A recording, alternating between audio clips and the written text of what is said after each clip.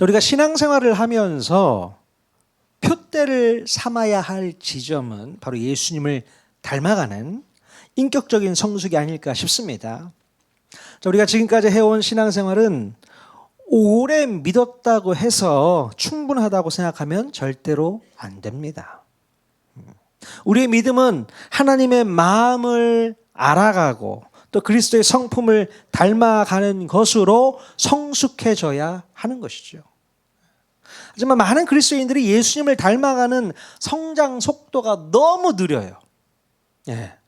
신앙생활은 오랫동안 해왔지만 그 시간만큼 주님을 닮는 모습이 잘 드러나지를 않는다는 게 문제입니다. 물론 사람마다 개인차가 있다고는 하지만 결정적으로 성숙하고자 하는 열정과 의지가 별로 없다는 것이 문제입니다.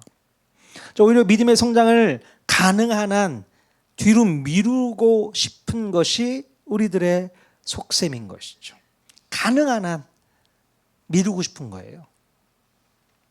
속도 조절이 가능한가 봅니다. 성숙하고 싶은 마음을 안 갖는 것. 여러분, 믿음의 성숙은 시간이 지나면 자연스럽게 생기는 게 절대 아닙니다.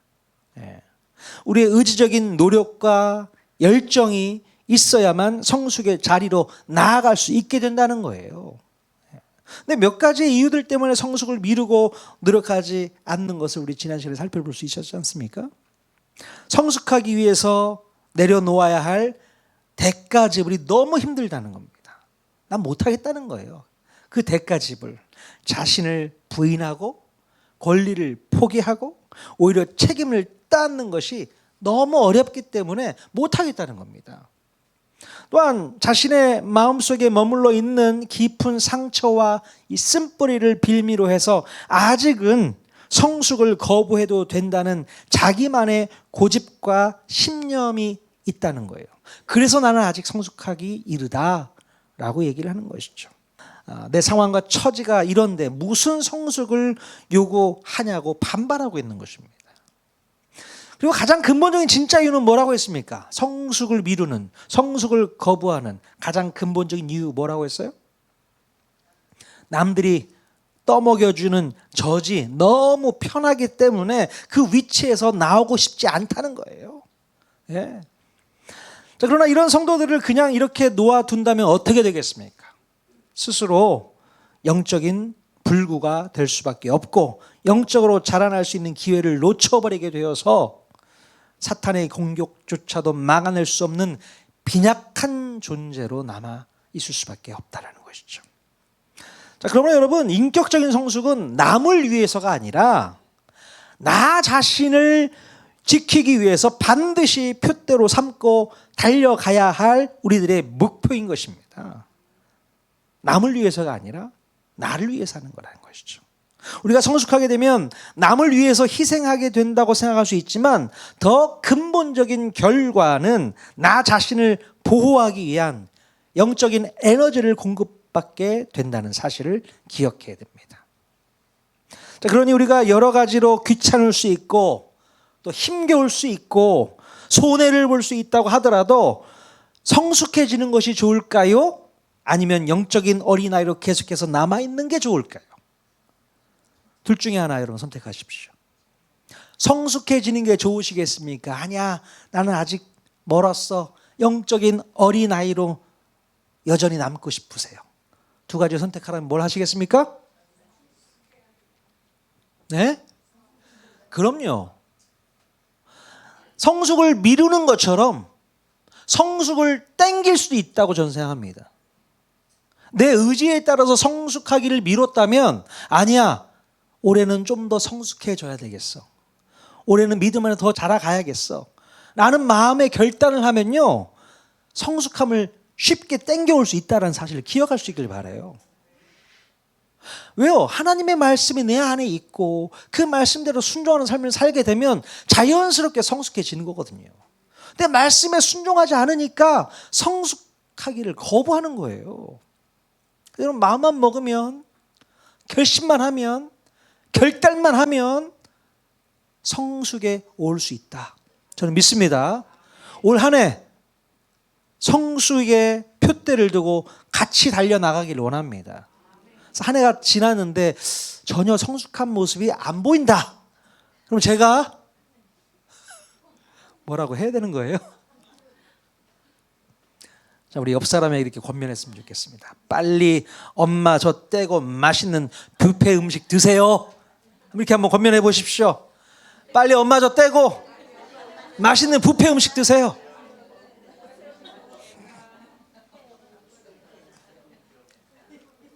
제가 비유로 말씀드리는 거잖아요. 엄마 젖은 그냥 쉽게 먹을 수 있는 음식이지만 뷔페 음식은 어때요? 다양한 종류의 맛이 있지 않습니까? 제가 어제도 결혼식이 있어서 결혼식장에 갔다가 점심을 먹는데 뷔페 음식이에요. 이야, 세상에 이렇게 많은 종류의 음식이 있구나. 그러니까 엄마 젖만 빨라고 한다면 나 못 살 것 같아. 다양한 종류의 맛있는 음식들을 먹으면 얼마나 좋습니까? 그럼 신앙생활은 이렇게 하셔야 돼요. 다이나믹하게 하셔야 됩니다. 나는 이 수준이 좋아. 그냥 나 챙겨줘. 나만. 그러면 못 써요. 더 깊은 세계로 나아갈 수가 없습니다. 하나님께서 주시는 이 신앙의 맛, 믿음의 맛이 얼마나 많이 있는데 그것을 다 저버리고 여전히 어린아이와 같은 신앙으로만 살 수 있겠어요? 절대 그러지 마세요. 아시겠죠? 우리는 다양한 신앙생활의 맛을 경험하는 저와 여러분 모두가 다 될 수 있기를 바랍니다. 아멘. 자, 우리가 성숙한 다음에는 어떤 걸음으로 가야 되는가? 자, 오늘 우리는 그 답을 보살피다라는 한 단어에서 찾아보기를 원합니다. 보살피다.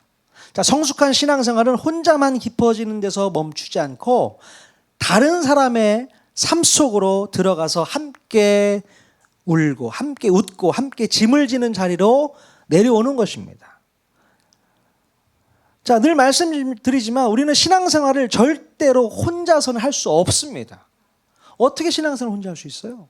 예?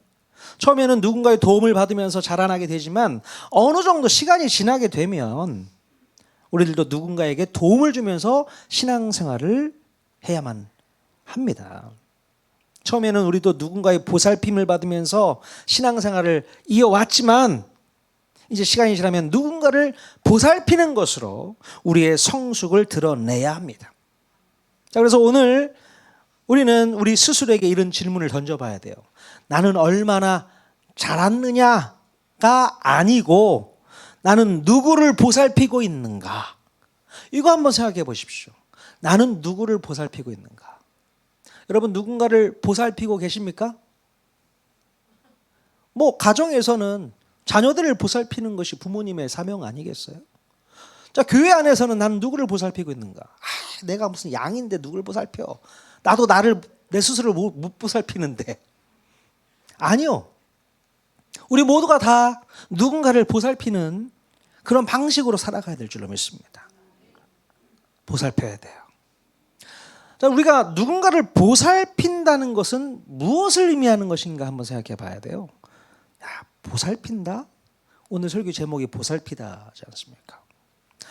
단순히 친절을 베푸는 것을 의미하는 것이 아니라는 것을 아셔야 됩니다. 친절을 베푼다? 아니요. 이것만으로 보살피다라는 주제를 충족시킬 수 없습니다. 자, 보살핀다는 것은 상대방의 기쁨과 아픔을 나의 일처럼 품고서 혼자가 아니라 함께 가는 존재가 되어주는 것을 의미합니다. 예. 우리 예수님께서도 무리를 보시고 목자 없는 양 같음으로 불쌍히 여기셨다고 했잖아요. 예. 그래서 보살핌이란 먼저 상대방을 긍휼히 여기는 시선에서 시작이 되는 것입니다. 상대방을 긍휼히 불쌍히 여기는 시선으로 바라보게 되면 그때부터 보살핌은 시작되는 거예요. 자, 우리 옆 사람 눈을 바라보면서 긍휼히 여기는 시선으로 한번 바라봤으면 좋겠습니다. 한번 보세요. 긍휼히 여기는 시선. 시선을 마주치기를 싫죠? 긍휼히 여긴다. 이게 참 쉽지 않거든요. 불쌍히 여긴다. 그러면 나의 그 긍휼함이 보살핌으로 흘러가게 되어 있습니다. 우리 예수님께서도 우리를 불쌍히 여기는 시선으로 바라보거든요. 그러니 우리를 보살펴 주시는 거죠. 예.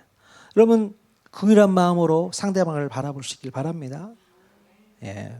자, 오늘 본문 말씀의 배경은 사도 바울의 3차 전도 여행의 마무리 시점에서 바울이 3년 동안 눈물과 사랑과 헌신으로 말씀의 씨를 뿌렸던 에베소 교회의 몇몇 장로들을 불러서 마지막으로 그들에게 당부의 말씀을 전하는 내용이 배경으로 있는 본문 말씀입니다.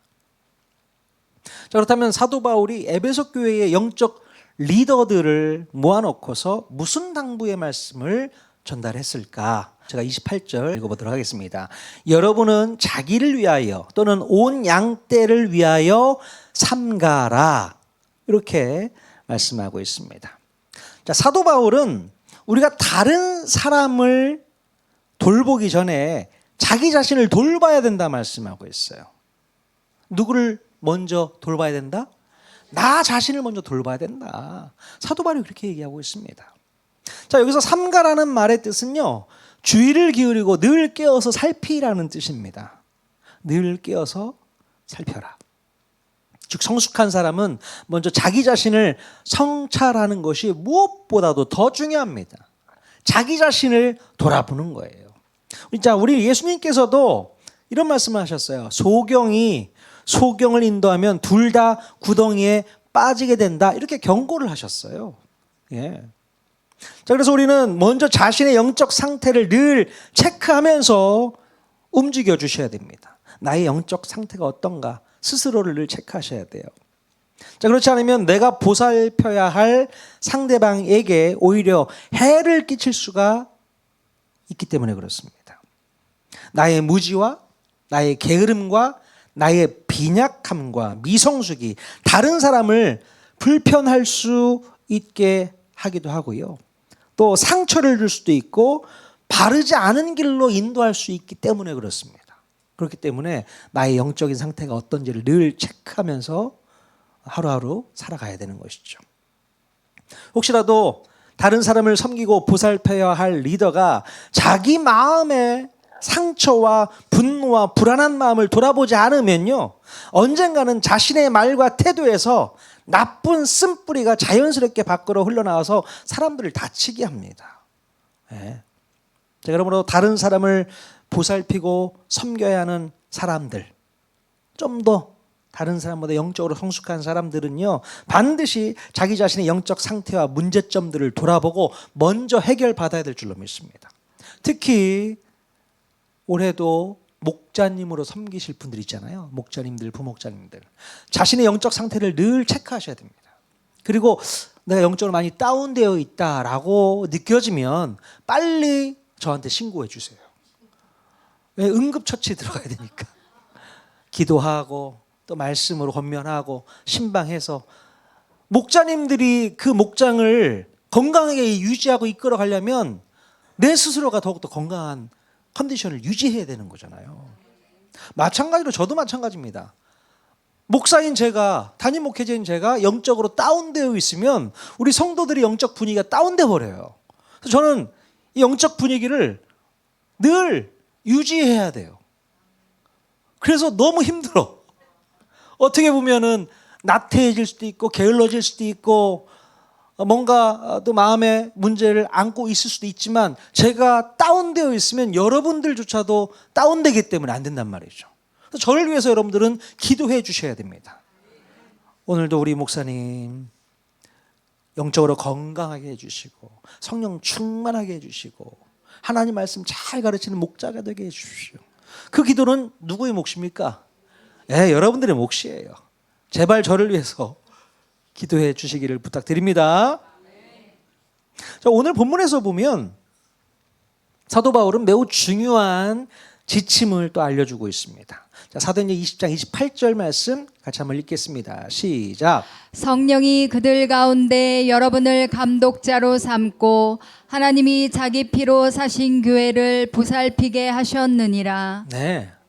사도 바울은 교회의 개념에 대해서 어떻게 이해하고 있냐면 하나님께서 자신의 피로 사신 교회라고 이해를 하고 있어요. 예. 우리가 보살펴야 할 사람들이 내 사람이 아니라 하나님의 사람이라는 뜻입니다. 하나님의 소유라는 거예요. 그러므로 보살핌은 내 소유로 생각하고 관리하는 것이 아니라 하나님의 자녀이고 하나님의 소유이기 때문에 청지기의 책임감을 갖고 살아가야 되는 것이 맞습니다. 예. 우리 예수님께서도 베드로에게 뭐라고 말씀하셨는지 한번 기억해 보시면 내 양을 먹여라. 내 양을 치라. 자, 그렇게 당부하시는 것을 우리가 분명히 기억할 수 있지 않습니까? 자, 양은요, 목자의 것이 아니라 주님의 것이라는 사실을 잊지 말 수 있기를 바랍니다. 예. 양은 누구 거라고요? 우리 다음 주에 목장 편성이 발표가 될 텐데 여러분 목장에 양이 이제 있을 거예요. 내 양이 아니라 누구 양이라고요? 주님의 양이라는 사실을 꼭 기억하셔야 돼요. 성숙한 리더라면요, 자신의 방식으로 사람들을 이끌어서는 절대로 안 됩니다. 예. 내 뜻과 내 방식이 아니라 주님의 마음으로 사람들을 안고 가야 되는 거죠. 특별히 교회 공동체 안에서 영적인 리더들은 자신의 라인을 만들어서는 절대로 안 돼요. 예. 제가 대학생 사역을 했을 때 보면 목자들이 양을 맡은 목자들이 자신을 잘 따르는 양들과 특별한 관계를 맺고서 보살피는 경우를 볼 수 있습니다. 너무 관계가 좋아요. 목자와 양들과의 관계가 좋습니다. 자, 그런데요, 목자가 자신의 그 라인을 형성하면서 편을 가르게 되는 나쁜 습성도 생겨버렸습니다. 그러니까 너무 사랑하고 너무 좋아하다 보니 라인을 형성하게 돼요. 그 목자 밑에 누구. 예. 한마디로 내 사람들이 있다는 거죠. 내 사람들. 예, 내 사람이야. 예. 자, 그런가 하면 그 외에는 나와는 상관없는 사람인 거예요. 자, 내가 보살피는 사람을 하나님의 소유로 인정하기보다는 내 소유로 착각하면서 자신의 영향력을 과시하는 데 사용하는 못된 리더들이 있습니다. 내 사람 라인으로 심어 놓는 거죠. 이 교회 안에서는 이게 너무나도 나쁜 모습이라는 거예요. 자, 그래서 목장을 1년에 한 번씩 바꾸는 이유 중에 하나가 바로 여기도 있습니다. 너무 내 라인만 형성해 나아가면 그러면서 자신을 과시의 도구로 삼기 때문에 문제가 되는 것이죠. 다른 목장의 양들도 우리가 더 돌볼 수 있어야 되는 거예요. 우리 목자님들. 나에게 맡겨진 양에 집중하는 것도 중요한데 다른 목장의 양들은 내 양이 아니니 나는 관심도 없어, 신경도 안 써. 이런 자세로 나가면 절대 안 된다는 겁니다. 왜요? 나에게 맡겨진 양도 하나님의 양이고요. 다른 목장 양도 하나님의 양이기에 두루두루 살필 수 있는 눈이 있어야 되는 건데 그냥 내 라인 이거 너무 좋지 못한 습관인 것을 여러분 알고 계셔야 됩니다. 우리가 돌보고 보살펴야 할 지체들은 바로 하나님의 핏값으로 사신 하나님의 소유임을 명심하시고 그들 모두를 다 두루두루 섬겨야 될 줄로 믿습니다. 우리의 보살핌에 있어서 소외되는 사람들이 없도록 라인을 형성하지 말고 두루두루 보살피는 것이 영적으로 건강한 리더의 모습인 줄로 믿습니다. 영적으로 건강하셔야 돼요. 자, 그렇다면 좀 더 구체적으로 다른 사람을 보살핀다는 것은 무엇을 의미하는가? 자, 사도행전 20장 35절 말씀 같이 한번 읽어보겠습니다. 시작. 범사에 여러분에게 모본을 부여준 바와 같이 수고하여 약한 사람들을 돕고. 자, 보살핌은 강한 사람에게 집중하는 것이 아니라 약한 사람들. 그러니까 넘어질 것 같은 사람들. 밀면 넘어질 것 같은 사람들 있죠. 예. 또 믿음이 연약한 사람, 또 사탄의 공격에 늘 노출되어 있는 사람들. 자, 이들을 돕는 것입니다. 예. 그래서 성숙한 공동체는 완벽한 사람들로 가득 채워진 것이 아니라 서로의 연약함을 감싸는 사랑의 공동체가 되어야 되는 거예요. 예. 그게 바로 성숙한 공동체의 모습입니다. 서로 약한 사람들을 돕고 있기 때문에 겉으로 볼 때는 약한 사람이 없는 것처럼 보이는 것이 성숙한 공동체의 특징입니다. 왜요? 믿음이 성숙한 사람이 약한 사람을 담당하고 있어. 보살피고 있어. 그러니 강해지는 거죠. 그러니까 겉으로 볼 때는 야, 저 공동체는 다 성숙해 보여. 그래 보이는 거예요. 그게 맞습니다. 근데 따지고 보면 다 성숙할 수는 없죠. 믿음이 연약한 사람도 있고 충분히 그럴 수 있어요. 그러나 옆에서 강한 사람이 보살피고 있다면, 보호하고 있다면 강한 공동체가 될 수 있는 줄로 믿습니다. 자, 그래서 서로의 주변을 늘 살피는 눈치 빠른 성도들이 교회에 많아야 돼요. 누가 더 많아야 된다고요? 눈치 빠른 성도들.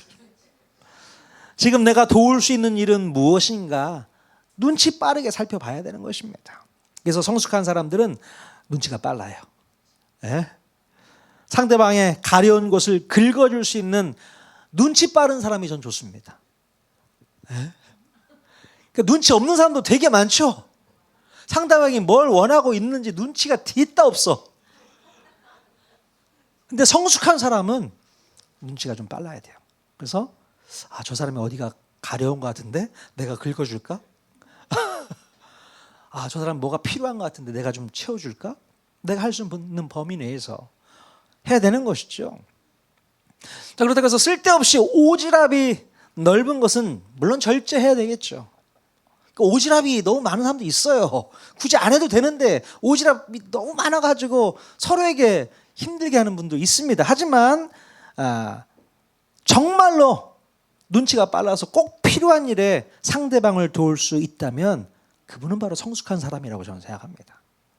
예. 여러분, 가끔 이제 식사를 할 때 혼자서 앉아서 밥을 먹게 되는 경우가 있어요. 그죠? 교회 내에서도. 어쩌다 보니까 혼자 앉아서 먹게 되네. 그래서 제가 맨 마지막에 식사를 합니다. 그런 분들을 찾아가는 거죠. 그러다가 제가 혼자 먹는 경우도 많고. 그러니까 늘 살피는 거예요. 누가 혼자 앉아서 밥 먹나? 같이 먹어야겠는데. 말벗 해주면서. 살피는 거예요.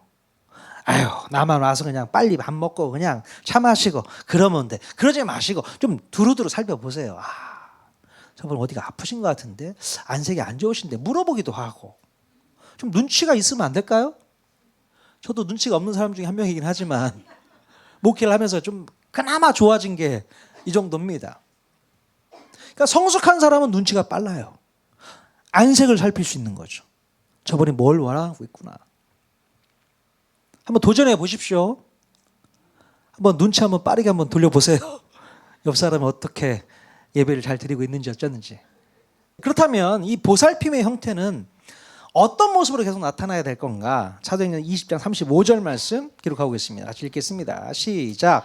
또 주 예수께서 친히 말씀하신 바 주는 것이 받는 것보다 복이 있다 하심을 기억하여야 할지니라. 네.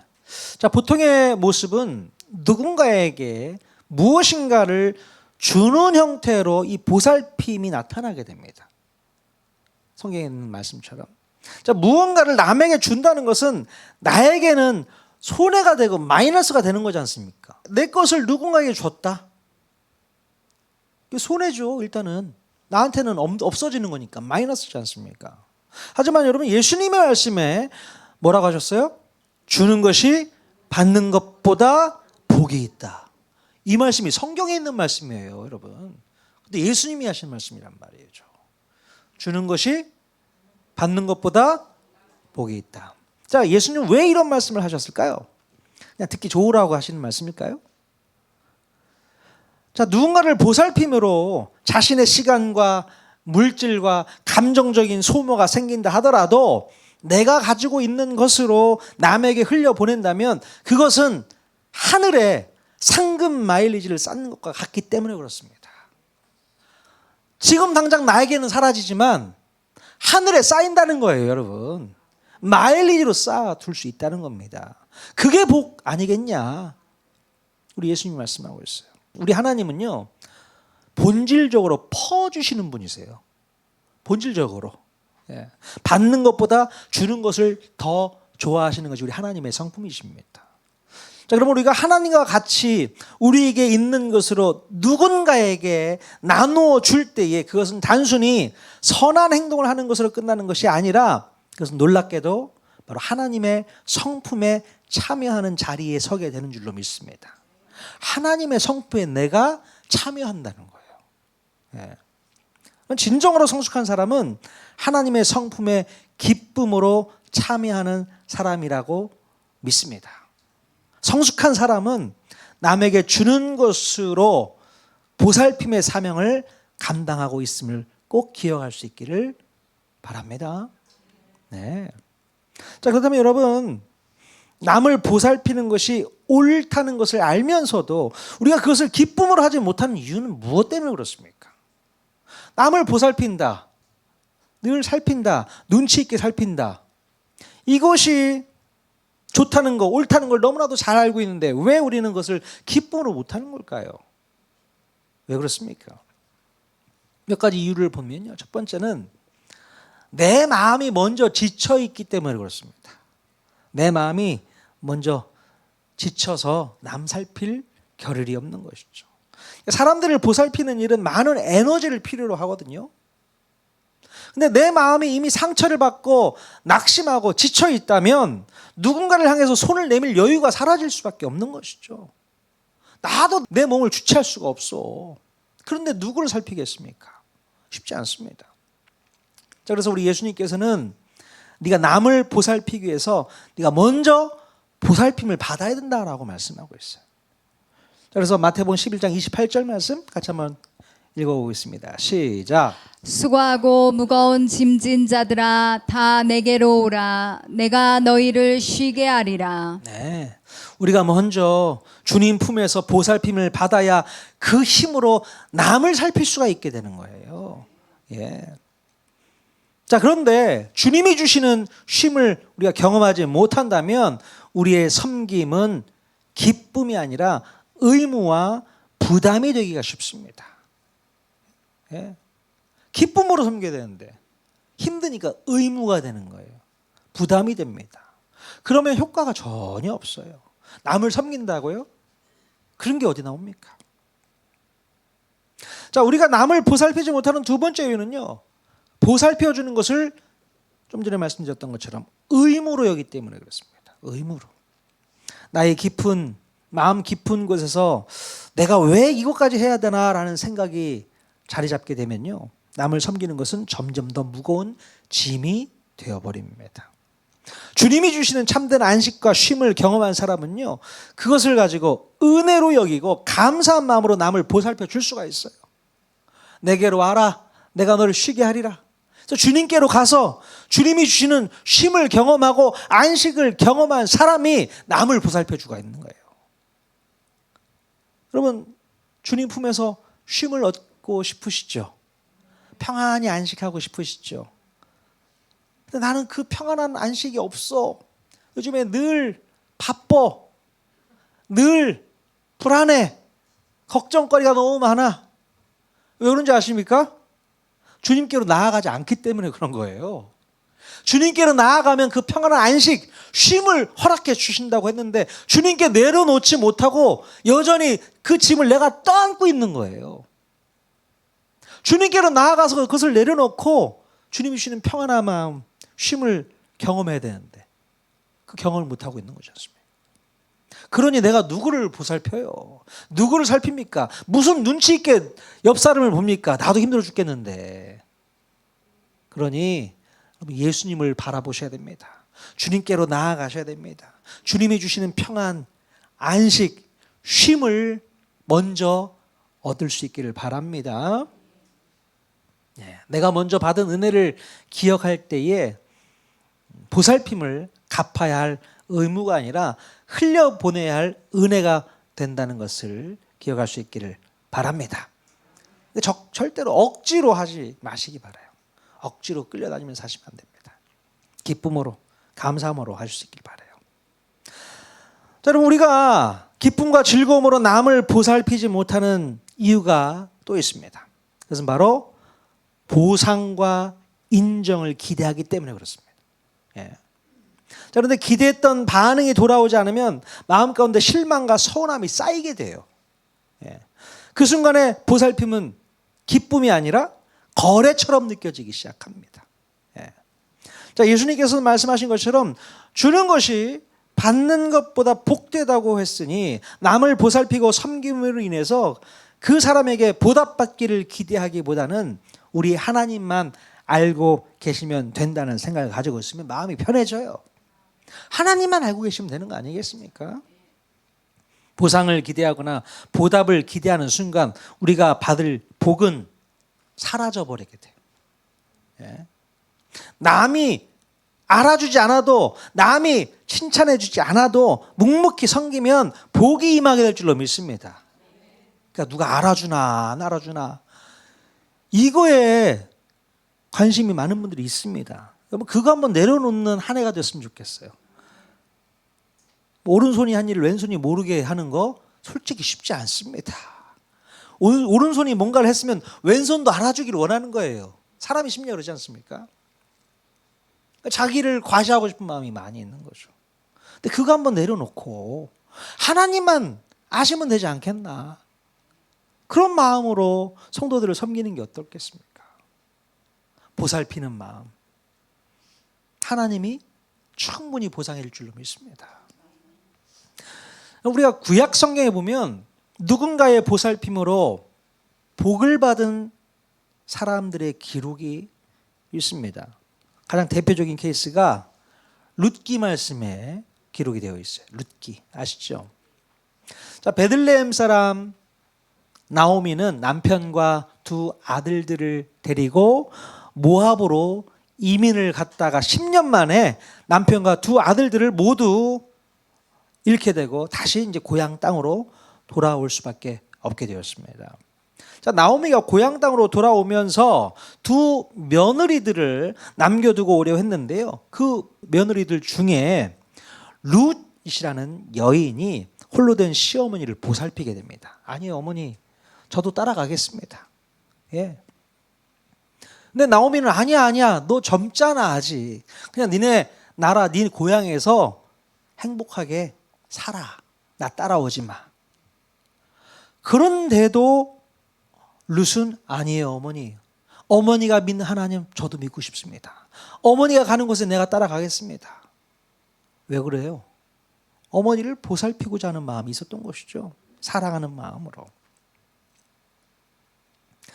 자, 그래서 룻은 이 홀로 된 시어머니를 혼자 버려두지 않고 그때부터 함께 동행하면서 보살피게 되죠. 쉽지 않은 결정이었겠지만 나오미를 향한 룻의 보살핌은 하나님을 감동케 했던 것 같습니다. 예. 결국 룻은 하나님의 섭리에 따라서 나중에 누구의 보살핌을 받게 되는 거예요? 보아스라는 부잣집의 보살핌을 받게 되는 은혜를 입게 됩니다. 자, 룻기 말씀, 룻기 2장 12절 말씀 같이 한번 읽어보겠습니다. 시작. 여호와께서 내가 행한 일에 보답하시기를 원하며 이스라엘의 하나님 여호와께서 그의 날개 아래에 보호를 받으러 온 내게 온전한 상 주시기를 원하노라 하는지라. 예, 룻은요 홀로 된 시어머니였던 나오미를 보호하고 보살피기 위해서 어머니를 따라왔지만 그 헌신과 희생이 오히려 하나님의 날개 아래에 보호를 받으러 온 것과 같다라고 표현하고 있습니다. 예. 우리 하나님은 우리의 희생과 헌신을 그냥 허투루 보지 않으신다는 얘기를 하고 있는 거예요. 그에 맞는 보답을 해주시는 계산이 정확하신 분이 우리 하나님이세요. 여러분보다 하나님 계산이 더 정확하세요. 우리는 잊어버릴 수 있는데 하나님은 잊지도 않고 계셔. 계산이 너무 바르세요. 사랑하는 성도님들, 오늘 우리는요 주는 것이 받는 것보다 복되다는 주님의 말씀 앞에 다시 서서 마음에 결단하기를 원합니다. 성숙한 신앙은 나를 지키는 데서 멈추지 않고 누군가의 연약함을 보살펴주는 자리로 나아가야 되는 거예요. 예.